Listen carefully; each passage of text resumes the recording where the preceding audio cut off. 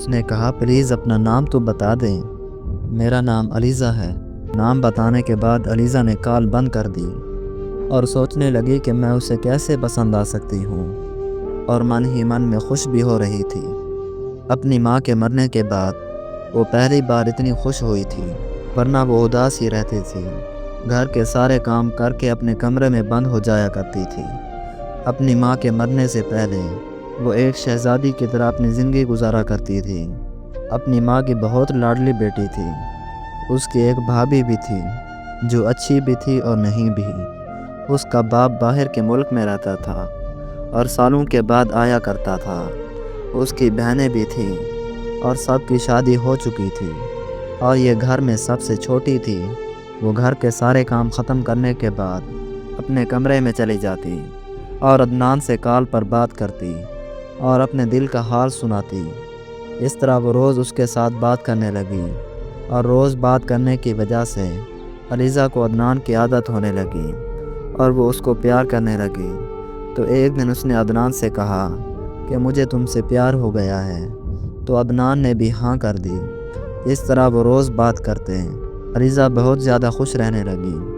عدنان کو ملنے سے پہلے وہ بہت زیادہ اداس رہا کرتی تھی، اور عدنان اس کو ملنے بھی آیا کرتا تھا اور وہ اس کے لیے گفٹ بھی لایا کرتا تھا۔ وہ یہ سب دیکھ کر بہت خوش ہو جاتی کہ عدنان اس کا کتنا خیال رکھتا ہے۔ اس طرح کچھ مہینے گزر جانے کے بعد ایک دن عدنان کا نمبر بزی تھا۔ پہلے تو ایسا کبھی نہیں ہوا تھا۔ کچھ دیر کے بعد عدنان نے علیزہ کو کال کی۔ سوری، وہ دوست کی کال آئی تھی تو اس لیے میرا نمبر بزی تھا۔ علیزہ نے کہا کوئی بات نہیں، لیکن یہ اس کا روز کا معمول بن گیا۔ علیزہ بہت پریشان ہو گئی کہ وہ میرے ساتھ ایسا کیوں کر رہا ہے۔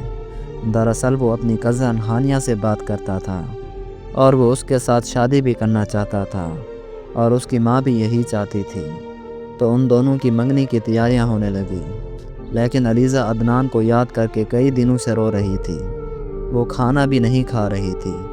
علیزہ تو عدنان کو اپنا سب کچھ مان چکی تھی، لیکن عدنان اس کے ساتھ تو ٹائم پاس کر رہا تھا، اور علیزہ سے پہلے اس نے کئی اور لڑکیوں کے ساتھ بھی ایسا کیا تھا۔ جب علیزہ کو پتہ چلا کہ عدنان کی منگنی ہو گئی ہے تو وہ اندر سے بہت بری طرح ٹوٹ گئی۔ اسے جو ایک امید تھی کہ وہ اس کے ساتھ رہے گا، اسے پیار کرے گا اور اسے زندگی کی مشکلات سے نکالے گا، وہ سب ٹوٹ کر چکنا چور ہو گئی۔ اس نے اس کے سپنوں کو توڑ دیا۔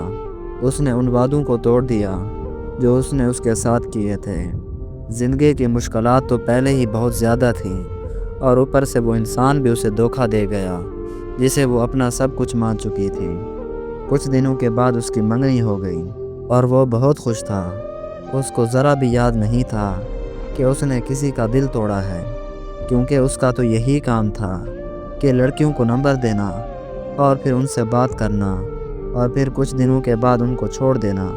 کچھ مہینوں کے بعد عدنان کی شادی کی تیاریاں ہونے لگی، اور علیزہ کو اس بات کا پتہ چل گیا تو علیزہ غم اور غصے میں نڈھال اپنے گھر سے باہر چلی جاتی ہے، اور اسے اس بات کا علم نہیں ہوتا کہ اس کے یہ قدم کتنی بڑی مصیبت بن سکتے ہیں۔ وہ اس بات کو سوچے سمجھے بغیر عدنان کے گھر چلی جاتی ہے۔